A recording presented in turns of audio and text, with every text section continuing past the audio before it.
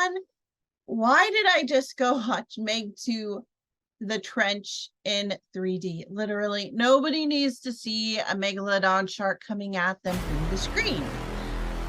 Anyway, so I've been testing out all of this new tech that the theaters have been kind of installing, including Dolby Cinema and now the Real D 3D. And while I like the 3D effect, it still leaves a little bit to be desired.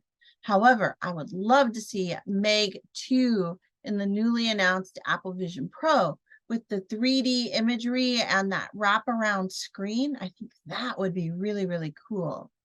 A quick reminder to hit subscribe for more videos and to drop a comment in the chats and let me know that you're here. So Meg 2, The Trench, takes us back to the research team that first encountered the Meg. They're now mapping and researching the trench, which is the special part of the ocean floor where the ancient sea creatures have survived undisturbed until now. Not only does this mean that the team has to battle the Megs that are finding their way to the surface, but there's also this rogue research team down there, as well as a saboteur on their own team, just to spice up the action a bit. Meg 2 is a non-stop, action-packed adventure that never lets up the gas. It was a wicked wild ride that was massively entertaining. Yeah, the story was a little light in places, but I didn't come to the movie for the plot. Overall, the story and the plot were standard, with nothing too complex or inventive to muddy the action.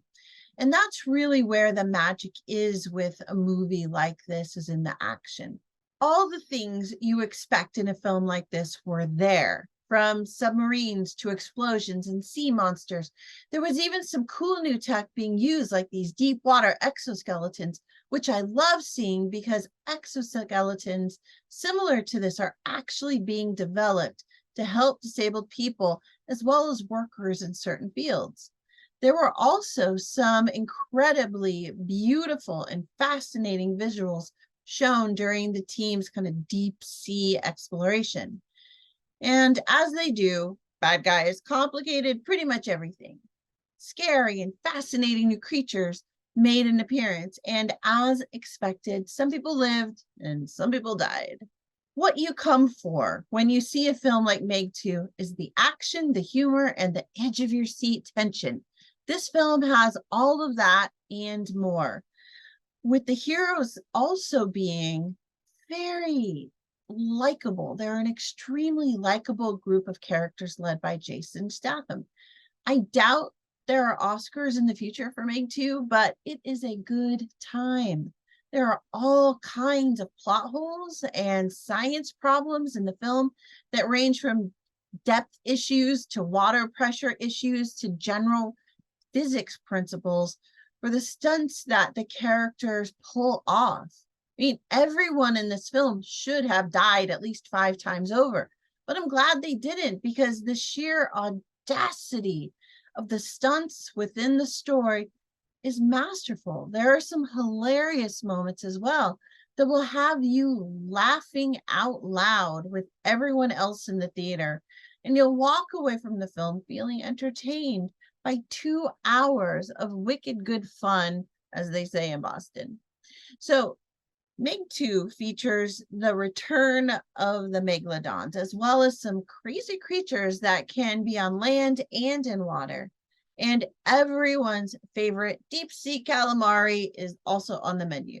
But the real winner here is the dog. I don't know if it's the same dog from the first film, but that would be kind of cool if it was. And I want to give a special thanks to the director, Ben Wheatley, for bringing the dog back and showing that this cutie pie is a survivor. All right, I think that might have been a spoiler. So the dog survives. Sorry about that. But he's so cute. He's super cute.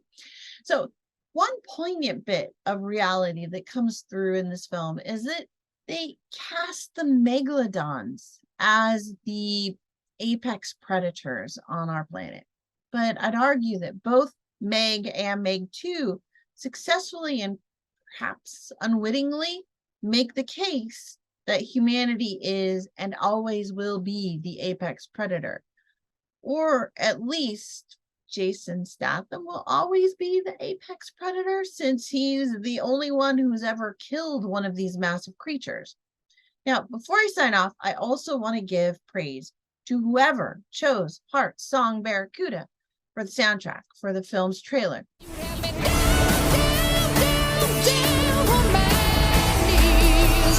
Ooh, Barracuda. Heart is one of my favorite bands from my youth, and I love seeing that their music is being used. I mean, honestly, rock from the 70s, 80s, and 90s remains a staple of modern action films because it is so good. That's an argument for a future video. All right, my fellow megalodon friends, that's all I have for you today. Go see this heart-pounding action film.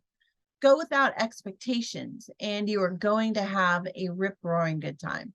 This is an action lover's film, top to tail. But if you're like me, you may not want to go swimming in the ocean after seeing it. If you like this review, please hit subscribe for more videos and drop me a comment to let me know that you're here. And if you've seen the film, let me know what you thought of all that action. What did you think? Did it make sense? Did it jive? Did you have fun? What did you think? Inquiring minds want to know.